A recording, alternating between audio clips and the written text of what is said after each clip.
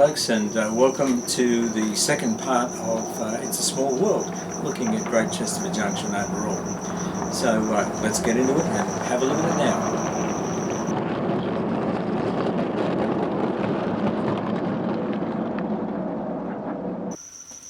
now. This signal box was a super quick kit that I've had for years, and when I decided to start building Great Chesterford Junction, I had to do some repairs on it in the form of a new roof, and so I put slate strips on the roof, and I've added some brick paper, etc. around. If we get a little bit closer, we might be able to sort of show you some of those details.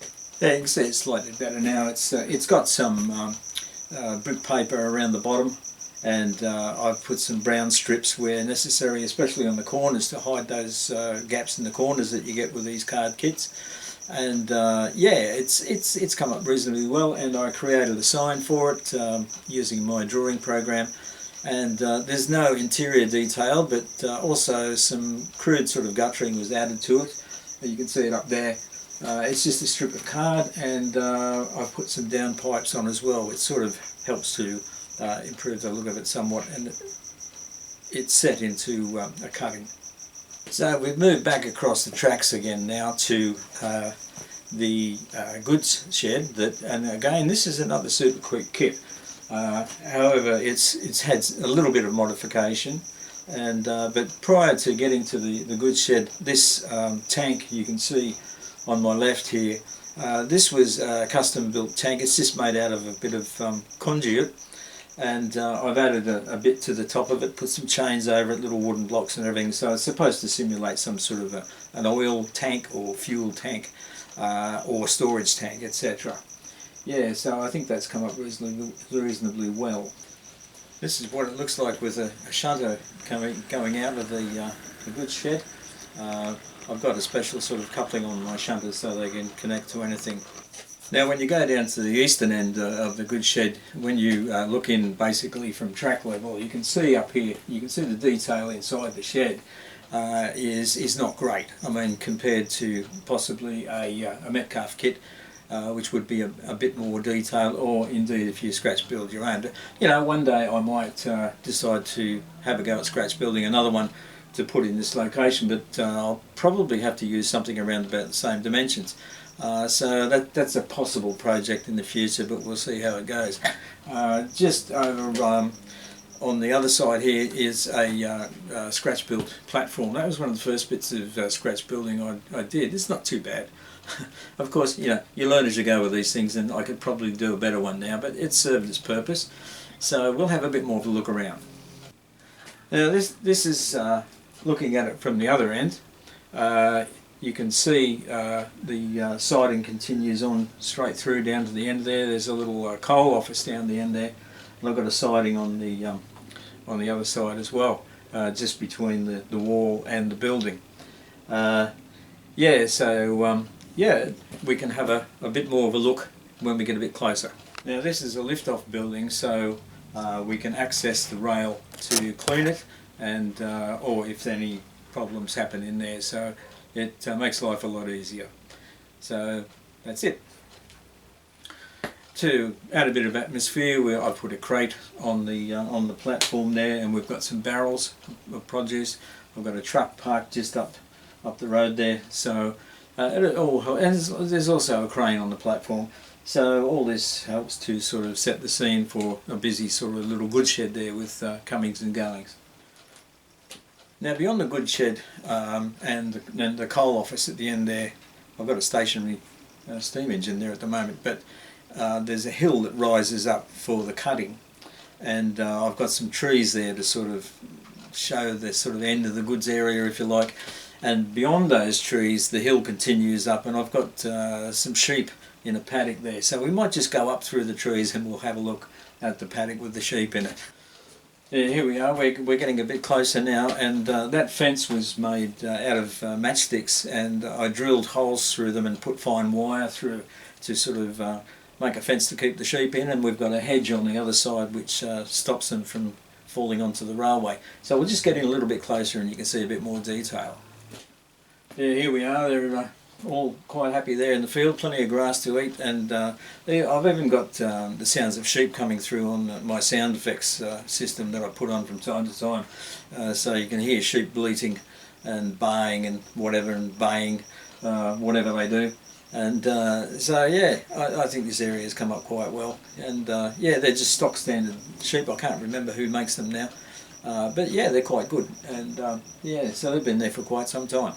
Now we're going to move up towards the station area there, or you know, each side of the bridge, and we'll have a little bit of a look around there. We're moving away from the goods shed, moving towards the station. Yes, you can see that we've got a dirty great big lamp in the way here actually, but I've got the station populated with figures and etc., and you know, all the sidings sort of merge into the area there that goes under the bridge. When we move on to the next image, you can see a bit closer that even the brick piers that support the bridge have advertising posters on them, and I've got some little guys there busily working away doing station duties. Yeah, the bridge was mostly scratch built. The plates were from Pico kits and whatever was available, whatever I found. I think it was Pico, but the supports and everything are just timber and then covered in brick paper. There's also detail under the bridge. There's girders and everything, so it came up quite well. It is removable if it's necessary, but it's a bit of a job to get under the board and sort of release it. But it can come off if it's required. Now, when we get up on the bridge, stand on the road here. I hope I don't get run over. The bridge goes off into the distance along up that road and over a hill, and God knows where it goes from there. Yeah, I found something funny with that image at the back there, that if you stand on the left hand side of it, it appears to curve to the right. If you stand on the right side of it, it appears to curve to the left. So it's a bit weird. I don't understand the optical illusion there, but that's what happens. But when you look at it straight on, it looks like it goes straight. Yeah. Now on the other side of the bridge, there's a hill on each side actually, and I've put some printed backgrounds on there. So we'll go to the left hand side, and I've got a castle over there, so we'll have a look at that. Now this is an image of Highclere Castle that I got off the internet, and scaled it to what I felt was about the right size to sort of give the illusion of distance, so that it's off in the distance. This is a trial and error thing. You never get it right first go, so the best thing to do is sort of print out maybe a draft copy, so you're not using too much ink, and just try it for size, and then sort of try and imagine how you want it to look, and you've either got it right or you need to make it smaller or bigger or whatever. But yeah, it usually takes 2 or 3 goes to get the right size that suits the site there. And it's bordered by a couple of trees, and we've got our stone, dry stone wall there. So now we'll have a look on the other side of the bridge. Now once again, this is another image I found on the internet. This building, the building and the brick wall are just a printed image. And what I've done here is I've laid it over the top of a landscape background that was already there, and to sort of blend it, I suppose, with the dry stone wall that's just in front of it there, I've added some flocking and everything to sort of simulate that there's growth going up the brick wall. So it starts to blend actual scenery into printed scenery. So it's an illusion. So anyway, it seemed to come up okay. The hardest part with these images is cutting them out. You know, when you get them the correct size and everything, you've got to cut around the roof and all the chimneys and everything, and you would have noticed on Highclere Castle back there that all the tiny little pointy bits and everything, they've got to be cut. And then once you lay it over, say, a blue wall or a sky background or whatever, or even a landscape background, they show out, they become more prominent and makes it look like it's actually there in that particular setting. Yeah, fun and games, folks. Right, we're back on the other side of the bridge now, on the station side of the bridge, folks, and we've got a train here waiting to go, because we want that to go so we can have a better look at the platform here. So it's on its way now, and you can see actually the tunnel off there in the distance that we came from originally.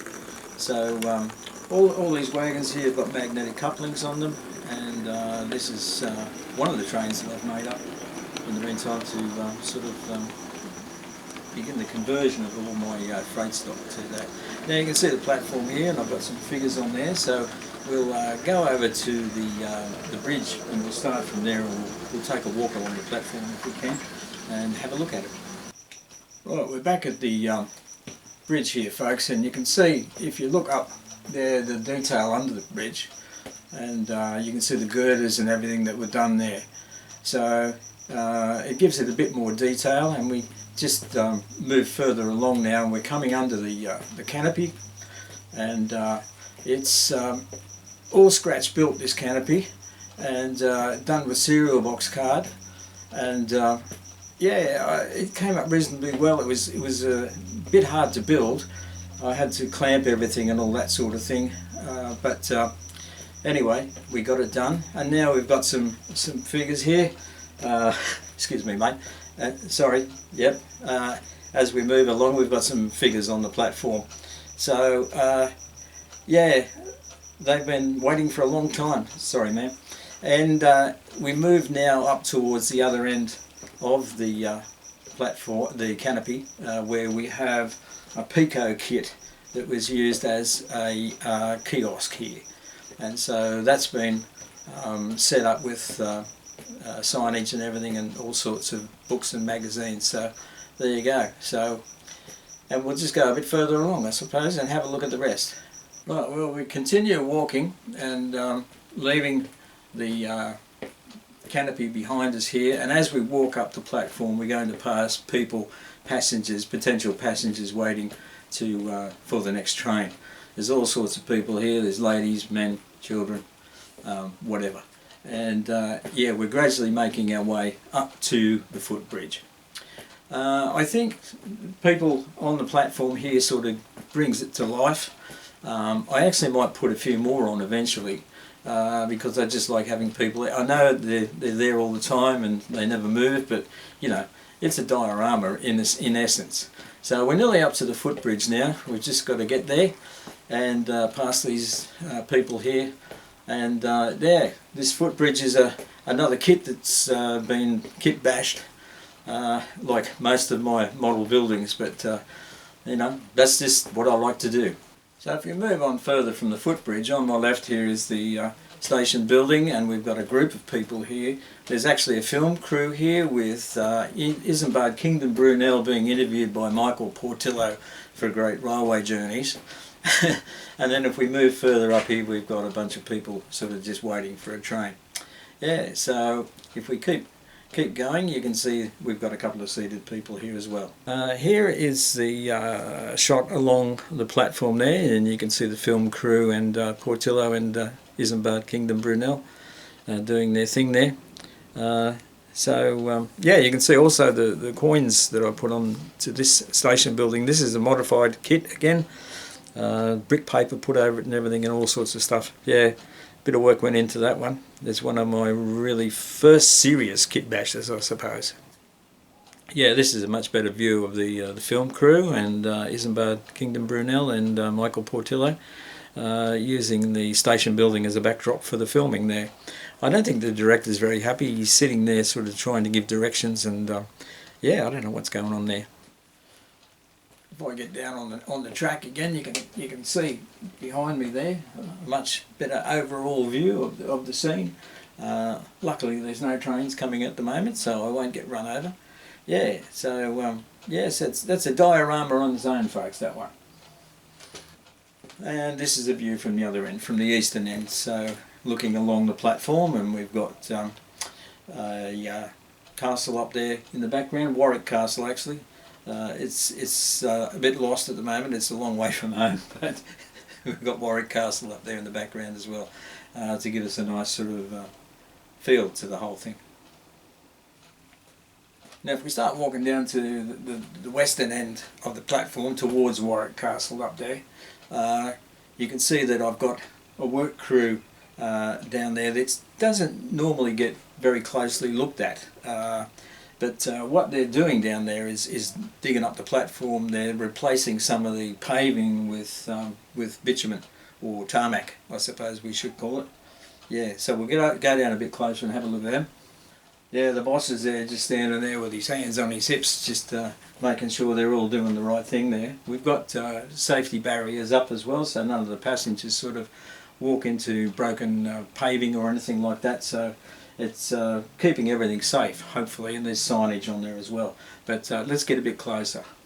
Yeah, now I think this bloke's a bit of a tyrant, but he's getting the work out of the fellas. There's some pretty heavy lifting going on there. Moving slabs and lifting them up with bars and everything like that. Yeah, but eventually they'll get the job done. I don't know how long it's going to take them, because it's been years already and they're still in the same spot, so I don't know how it's going to go. Yeah, we'll just see. Yeah, one day they might finish. Just behind the end of the platform here, we've got a grass mound, and we've got some trees planted up against the back scene to sort of blend again from real scenery into back scene. It's like a transition. When you can't see the join, it helps to create the illusion of depth. Now, going back towards the station building, and up behind me here is the town of Great Chesterford, and you can see I'm just standing here near a bit of a grassy bank and a dry stone wall, etc. There's flowers on the grassy bank, if you notice. I mean, that's done quite easily with tiny bits of chalk or flocking or whatever, coloured. And what you do is, if the grass is long, you just get a brush with some PVA on it and just rub it lightly over the top of the grass, and then sprinkle some of these different coloured flowers, if you like, on there. And when the glue is dry, you can vacuum up the residue, and you're left with a field of flowers like this. So it's good to put some colours in there. But anyway, we'll move up the hill and get into the town and have a bit of a look up there as well. This is a view that you probably never would see, and I normally would not see. It's the rear of the station building and the forecourt and everything that's there. And you can see there's a little road, a very narrow little lane actually, running off into the trees there, and that goes to who knows where, off to Warwick Castle possibly. And yeah, it's needs a few more, well, people possibly, but you wouldn't see people here. Maybe a couple more cars need to be placed in there, or a bus or something. Yeah, but they come down the hill to the station forecourt there to actually access the station. Now we're looking at just a general view of the town here. There's only actually 4 model buildings here. The rest of it is back scene at this stage. There's more model buildings to go in. There's a bit of a gap where I've got to fill up. But in the foreground here we've got Murray's Railway Hotel. Now that's a super quick kit. Murray unfortunately is deceased. However, Bamford and Little Bardfield were donated by Murray's widow to help build my railway, because believe it or not, the track plan was almost exactly what I had planned anyway. Anyway, it came through a friend of mine, Gary. Anyway, that's just a little bit of history there, but I thought Murray should be represented on the railway, so he's got his own hotel now. And just beyond Murray's Hotel is a market cross, super quick kit, and there's a library on the right of that. To the right of the library there's also an Elizabethan cottage. So we'll go and have a bit of a closer look at these buildings. Right, when you look over the hedge here, you can see the library there, and to the right of it the Elizabethan cottage. And both these kits have had a little bit of work done on them, especially the Elizabethan cottage. And we can get a bit closer and have a look at that. We're looking at the library here, and if you look closely at the windows, it looks like you can see into the library, both on the bottom floor and the top floor. You can see images in there of library things like books and shelves and all that sort of thing, which will be more apparent the closer we get. So we're going to get closer again. Yeah, so here we are at the library, and I draw your attention once again to the windows there, and it brings it to life. I've printed images that I've got off the internet of the internals of a library, and maybe a couple of libraries actually, I can't remember. But simply all you have to do is obviously scale that image to approximately the correct size for the model, and then glue it over the top of the back of the window. So you've got the glazing, and then you've got the image directly behind it. And if you light the building, the image is backlit. It's like it's like projecting to the back of a screen. You can still see the image. So it works very well, actually. Yeah. So, and we've got a lamp post as well. We've got street lighting in this part of the railway. The market crosses behind me. We'll have a bit of a look at that in a while too. So let's move on. Now these are the windows on the right hand side of the building, and I think these probably show better what I'm talking about with having an image behind the glazing. It saves having to do interior detail, if you like. Just have the image there. You don't need the interior detail, and nobody's going to look that close. I mean, this particular model is about, let me see, probably about 3 feet away from the edge of the baseboard. So you can't look very close anyway. So it does its job. Believe me, it's a lot easier to do it that way. Now we're standing out in front of the Elizabethan cottage. Actually, I didn't do any detail on the inside of that with, you know, the treatment on the windows. It's just the windows as they came with the kit. But you can look back towards the library and up the street there. You can see the market cross at the end, and there are other buildings beyond that, which is just back scene. Yeah, and we've got some little bollards in the street as well. Okay, so here we are at the Elizabethan cottage, and the vertical timbers are printed on the kit, and of course with these kits, as I've mentioned before, you've got to deal with the way the corners work on these. You see a bit of a gap, which is normally supposed to be coloured. So what I've done in this case is I've printed out paper the same colour as the timbers, and I've cut strips and laid them over the printed version. So you get a bit more relief on the building with these overlays of printed timber, I suppose you'd call it. I've also done strips of the same paper for the corners on the building, so it takes away those unsightly edges and it gives it a bit more relief and a bit more life, I think. So that's what's happened here. As I said, unfortunately I didn't think of doing the internal side of things on this building, but it's basically at a right angle to the viewer, so it's difficult to see anyway. Now here's a slightly different view of it with the library in the background there. Yeah, it's not a bad little scene, I think, and it's amazing what you can do with these card kits. Really, you can start building up a little town quite easily. Now another view just over the hedge, which shows the building off. Yeah, they've got good access to the town. They've got a little alleyway between them and the library, and they've got trees on their right hand side if you're facing it. And so yeah, I think it really suits the position there. Now if we move back up the street to the towards the market cross here, these are bollards that I made with some, I had some chain that I super glued to the top of them. It's not terribly difficult to do, it's fiddly. But the thing with this whole town section is it's a rather large triangle piece that fits in the corner behind the station on the layout, and it's a removable section. I've even worked out the lighting that just can be plugged in when I put it in there. And sometimes it would be necessary to get into the back of the layout there, maybe to do a bit of modelling or something, or scenery or whatever. So I thought I've got to have this so that I can take it out, because I want to add figures in here as well, and doing it from 3 or 4 feet away is not very easy. So this is a totally removable section. Yeah, so in the background there you can see a good part of the back scene there, which sort of brings the whole thing to life. It really makes it look like there's a major town here, when in actual fact there's only 4 model buildings at the moment, as I said, with more to come. This is an older image that I took when Murray's Hotel wasn't in place, but it gives you a better view of the market cross, and yeah, you can see how it works pretty well, especially the colouring works well with the background there as well to complement it. Yeah, it's a nice kit actually. Yeah, there's not too many market cross kits around. This is a super quick kit again. Yeah, let's have a closer look.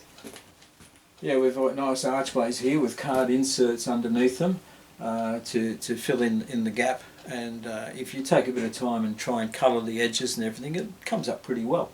So if we go over, we can see a bit more inside here. Yeah, so this is the inside of it here. It's quite a good space in there actually. You could probably put a couple of figures in there, but it would be a bit hard to see them. But yeah, it's quite an interesting space actually. Yeah, so here's a sort of an aerial or semi-aerial view of the building. Works quite well with the cobblestones there, and sort of sits nicely beside the library. I've added detail to the upper floor too with the windows, like I did with the library. Yeah, not that you can see it very well, but I can. Now this is Murray's Railway Hotel, again a super quick kit, and this one has had the same treatment on the windows as the other models I've just shown you, and so I've found internal images of a pub somewhere and fiddle them into the window. The upper floor is for accommodation, so I've tried to find images of bedrooms, etc., and put curtains where appropriate to sort of block some of the image. Yeah, so and signage on there and everything, and I think it sits there rather nicely. Now if we look to the right here, you can see the images in the windows. It's sort of, you know that there's something going on in there, and yeah, I can't stress how good this sort of system works out and how easy it is. So we're up close and personal now, and you can almost feel the atmosphere inside that pub there. Everybody's having a good time in there, folks. And this is a distance view of it, and you can see that I've got a lot of space here in the foreground. This is where the other buildings are going to go and fill up the area there. So a lot of the background, well, it's hidden, but you can sort of see glimpses of it, which adds to the whole scene there. It's like when you're looking at this now, if you look at the spires and things that are sticking up in the distance, it just gives the illusion that there's a lot more town there than there actually is. And this is a shot of the street behind Murray's Railway Hotel. Some of the buildings have got a bit damaged and need a bit of work, and there's a street scene going on there. All adds to the atmosphere. And if we move further along from the town there, just to the left of the town, I've got these railway cottages. This was a Metcalfe kit. I think they were red brick cottages, and what I've done here is masked them off and painted them pastel colours. I've had to add new lintels and sills because I did that. You know, I've gone over the printed versions, and there's the roof has had roof slates put on it, and there's guttering and downpipe. Yeah, the doors haven't been touched there as they came with the kit. The chimney's got my own sort of chimney pots on there, which is rivets, just coloured up and painted. And it's a low relief kit, so it's sitting up hard against the back scene there. It's got a big tree to the left of it, which hides the fact that it's low relief. On the other side, you can tell, but you know, you're looking at a scene that goes off into the distance between buildings, so it's not too bad. And we've got a dry stone wall there protecting the people from falling off down the hill onto the railway. So that's the end of part 2 of It's a Small World, and there will be a part 3, possibly a part 4. We'll see if I can fit Little Bardfield and the airfield and Bamford all into part 3. Well, we'll see how we go with that one. But this is the end of part 2, so I hope you've enjoyed that, and I'll see you online. Take care, and I'll catch you later. Cheers, Gourmet.